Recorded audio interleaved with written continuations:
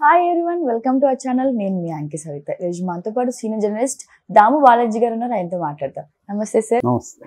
So Pithapuram నుంచి పవన్ కళ్యాణ్ గారికి పోటీగా 5 మంది దిగుతున్నారు అన్నారు. అసలు ఎవరు, ఏంటి, ఎంతవరకు నిజం? అంటే 5 మందిని దించుతున్నారనే టాక్ అయితే వచ్చింది. బట్ ఇప్పటి వరకు ఏంటంటే ఒకరినైతే దించారు అనమాట. అది ఎవరంటే అతని పేరు కనుమూరు పవన్ కళ్యాణ్, కే పవన్ కళ్యాణ్. ఇతని పేరు కూడా కే పవన్ కళ్యాణే కదా, కొన్నిదల పవన్ కళ్యాణ్. సో ఇతన్ని దించింది అయితే నవరంగ నేషనల్ కాంగ్రెస్ పార్టీ.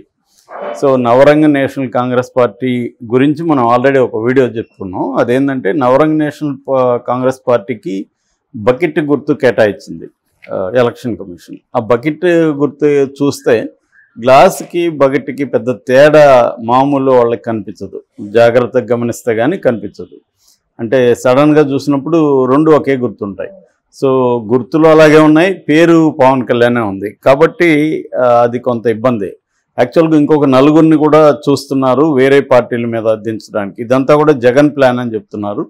అంటే రకరకాల పద్ధతిలో పవన్ కళ్యాణ్ని పిఠాపురంలో ఓడించడానికి జగన్ ట్రై చేస్తున్నట్టుగా మనకు అర్థమవుతుంది. ఎందుకంటే జగన్ మీద పవన్ కళ్యాణ్ ఎలా మాట్లాడతాడో మనకు తెలుసు. నేను అధపాతాలో నీకు తొక్కేస్తాను జగన్, నువ్వేంటి జగన్, అసలు నువ్వెవ్వడు జగన్, ఇలాగా అతను డైరెక్ట్గా జగన్ని సంబోధిస్తూ అతను అటాక్ చేసినట్టుగా ఇంకెవరు చేయలేదు.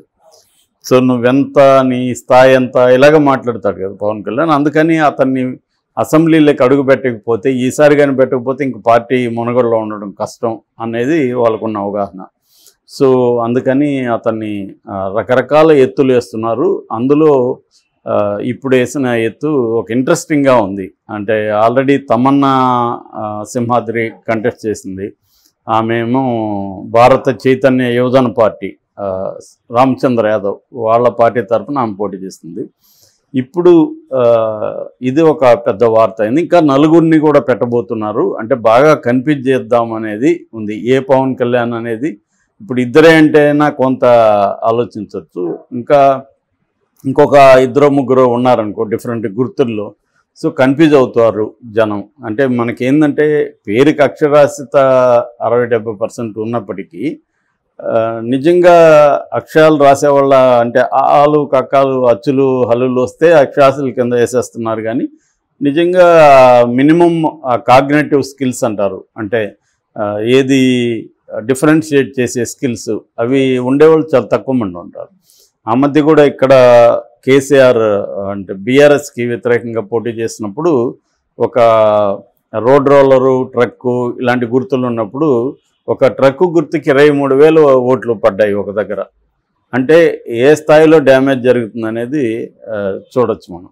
సో ఇది పోనీ ఇదేమన్నా జగన్కి కొత్తగా వచ్చిన ఐడియా అంటే అదేం కాదు. ఆల్రెడీ చంద్రబాబు ఇదే పని 2019లో జగన్ మీద ప్రయోగించాడు. చంద్రబాబు అయితే ఈయనన్నా ఇప్పుడు ఒక దగ్గర ప్రయోగిస్తే, చంద్రబాబు మొత్తం అనేక నియోజకవర్గాల్లో కేఏ పాల్ అప్పుడు చంద్రబాబుతో కలిశాడు. పాల్ది ప్రజాశాంతి పార్టీ. అప్పుడు ఏం చేశారంటే ప్రతి నియోజకవర్గంలో, సో ఇప్పుడు దాము బాలాజీ అంటే ఇంకొక పాల్ కూడా దాము బాలాజీ అనే ఒకరిని పట్టుకొని వాడి ఇనిషియల్ నా ఇనిషియల్ ఒకటిగా చూసుకొని పెట్టేవాడు అనమాట. రెండోది కలర్స్ కూడా ఆయనకి ఆ పార్టీకి బ్లూ గ్రీనే ఉన్నాయి. దాని తర్వాత గుర్తు హెలికాప్టర్ గుర్తు, అక్కడ ఫ్యానే. సో ఇలా కన్ఫ్యూజ్ చేయడానికి ట్రై చేశారు. కాకపోతే అది పెద్దగా వర్కౌట్ అవ్వలేదు. సో కానీ చేస్తుంటారు. అంటే ఏమో అవ్వచ్చేమో, ఇక్కడ బీఆర్ఎస్కి జరిగిన నష్టంలాగా అక్కడ ఏమన్నా ట్రై చేస్తారన్నమాట. పోయేదేముంది. సో పవన్ కళ్యాణ్ అనే పేరు ఎతకడమే కొద్దిగా డిఫికల్ట్గా ఉన్నట్టుంది అక్కడ. సో ఇది ఇక్కడే కాదు, ఫర్ ఎగ్జాంపుల్ తమిళనాడులో రామనాథపురంలో పన్నీర్ సెల్వం పోటీ చేస్తుంటే 4 పన్నీర్ సెల్వంని అక్కడ పెట్టారు. అందరి పేర్లు కూడా ఓనే, మళ్ళీ ఇనిషియల్లో. సో ఓ పన్నీర్ సెల్వాల్ని అక్కడ, పన్నీర్ సెల్వం అనే పేరు కామన్ పేరు కాబట్టి దొరుకుతారు, ఓ కూడా దొరికింది వాళ్ళకి. అలాగే 4 పెట్టారు. ఇప్పుడు అది కూడా తమిళనాడులో వైరల్ అయింది బాగా. సో ఇది ప్రతి చోట ప్రత్యర్థులు చేసే టెక్నిక్స్లో ఇది ఒకటి అనమాట. అది ఇప్పుడు పవన్ కళ్యాణ్కి అయింది. మేబీ ఇప్పుడు కనుమూరు పవన్ కళ్యాణ్ కూడా అక్కడ పాపులర్ అయిపోతాడు.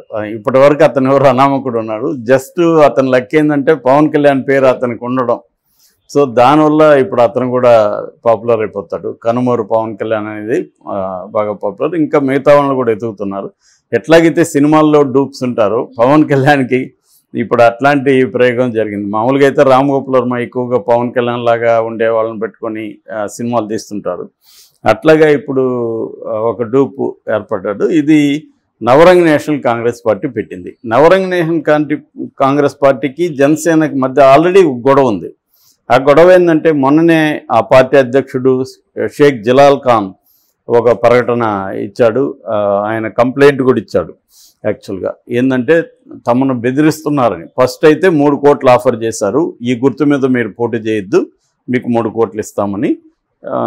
కానీ మేము భయపడలేదు. దాంతో బాలశౌరి, తర్వాత నాదెండ్ల మనోహరు, పవన్ కళ్యాణ్ ముగ్గురు కూడా నన్ను బెదిరించారు, చంపేస్తామని బెదిరించారు. బాలశౌరి అయితే తుపాకీ తీసుకొని బెదిరించాడని కూడా ఈ షేక్ జలీల్ ఖాన్ కంప్లైంట్ ఇచ్చాడు. సో ఏది నేషనల్ ఎలక్షన్ కమిషన్కి, ఆయన సెంట్రల్ ఎలక్షన్ కమిషన్కి కంప్లైంట్ ఇచ్చాడు. అట్లాగే మీడియాతో కూడా మాట్లాడాడు. సో దానివల్ల ఇప్పుడు ఇంకా కక్ష కట్టుకొని 175 నియోజకవర్గాల్లో కూడా తమ పార్టీ నవరంగ నేషనల్ కాంగ్రెస్ పార్టీ తరఫున పోటీ చేస్తున్నాం అని చెప్తున్నాడు. అంటే క్లియర్గా నవరంగ నేషనల్ కాంగ్రెస్ పార్టీ వెనక జగన్ ఉన్నట్టుగా మనం అర్థం చేసుకోవచ్చు.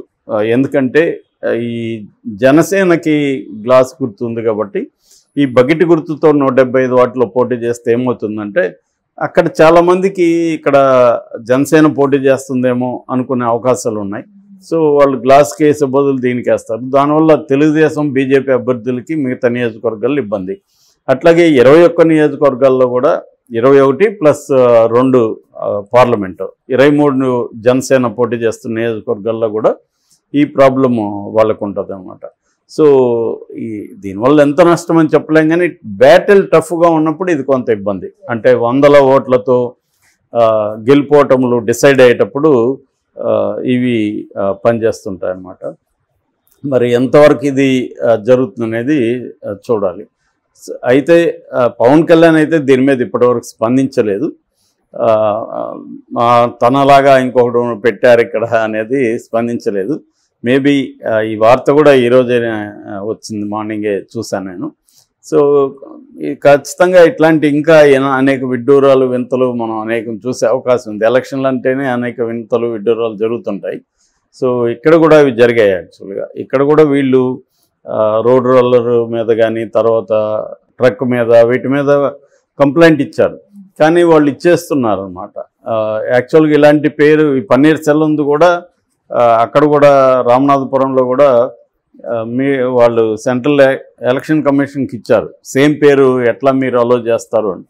కానీ ఇలా రాజ్యాంగంలో అటువంటిది ఏమి లేదు. సేమ్ పేరు ఉండేవాళ్ళు ఉండకూడదని ఏం లేదు కదా. నువ్వు ఒకసారి నీకు ఆ పేరు ఉంటే నాకు కూడా ఉంది, నేనేం చేయాలి.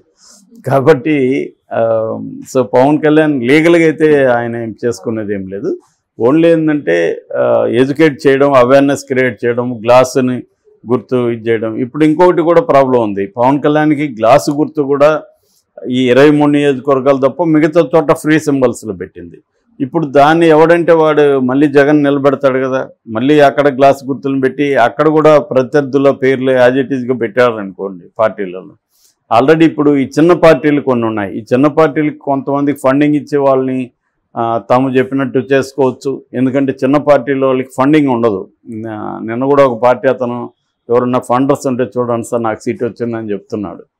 సో అలాంటి వాళ్ళకి వీళ్ళు కానీ ఫండింగ్ ఇస్తే వీళ్ళు చెప్పినట్టు వింటారు. వాళ్ళు పోయేదేముంటుంది, వాళ్ళకి ఏ క్యాండిడేట్ అయినా వాళ్ళకి అక్కడేం గెలిపోవటంలో ఏముండదు. వాళ్ళకి ఏంటంటే దీనివల్ల కొంత ఉనికి చేసుకోవడం, కొంతమందికి పేరు పిచ్చి ఉంటుంది, లేదా కొంతమంది నిజంగా కూడా కొన్ని ఇష్యూస్ని తాము చర్చకు తీసుకురావడం. ఫర్ ఎగ్జాంపుల్ మన జేడీ గారు ఉన్నారు లక్ష్మణ్, ఆయనకి నాకు తెలిసి ఆయనకి ఏ రకమైన డబ్బో లేకపోతే ఖ్యాతో అనేది కాకుండా ఆయన కొన్ని ఇష్యూస్ మీద జెన్యూన్గా స్పందిస్తున్నారు.